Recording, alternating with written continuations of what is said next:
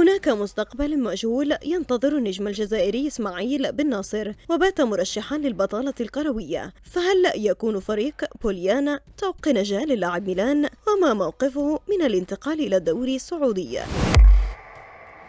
كشفت التقارير الإعلامية الإيطالية عن آخر التطورات الجديدة بشأن مستقبل النجم الدولي الجزائري إسماعيل بن ناصر صاحب 27 عاما، والذي يسعى لإيجاد مخرج من نادي ميلان الإيطالي خلال الأيام الأخيرة قبل إغلاق سوق الانتقالات الصيفية الحالية، وذلك بعدما خرج نجم الخضر من حسابات المدير الفني ماسيميليانو أليغري مدرب الروسونيري للموسم القروي الجديد الذي انطلق منذ أيام قليلة. وفي الساعات القليلة الماضية ارتبط اسم إسماعيل بن ناصر بالانتقال إلى نادي بوليانا الذي يشكل طوق نجاة لمتوسط ميدان محاربي الصحراء من جحيم سان سيرو. ووفقا للتفاصيل التي نشرتها صحيفة فوتبول إيطاليا في الساعات الأخيرة، فإن نادي بوليانا دخل على الخط عبر استفسار رسمي بشأن وضعية إسماعيل بن ناصر الذي لم يعد ضمن أولويات نادي ميلان. وجاءت هذه الخطوة في وقت تكثف فيه إدارة الروسينيري جهودها لإيجاد حل مناسب يضمن خروج اللاعب الجزائري بطريقة ترضي جميع الأطراف قبل إغلاق سوق الانتقالات الصيفية الجارية مع نهاية آب الحالي، خصوصا مع رغبتها في تخفيف العبء المالي الكبير الناجم عن راتبه السنوي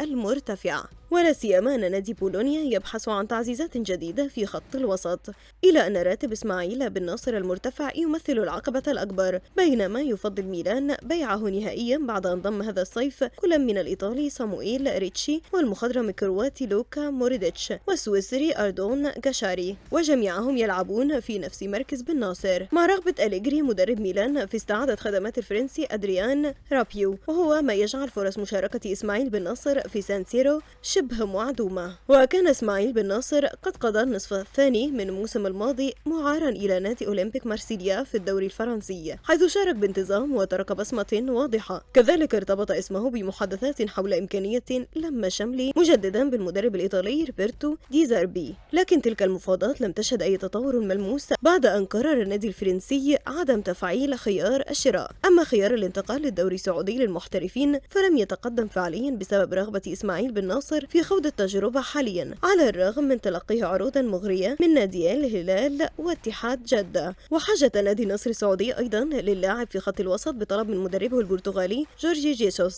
ليظل مستقبله مفتوحا على كل الاحتمالات.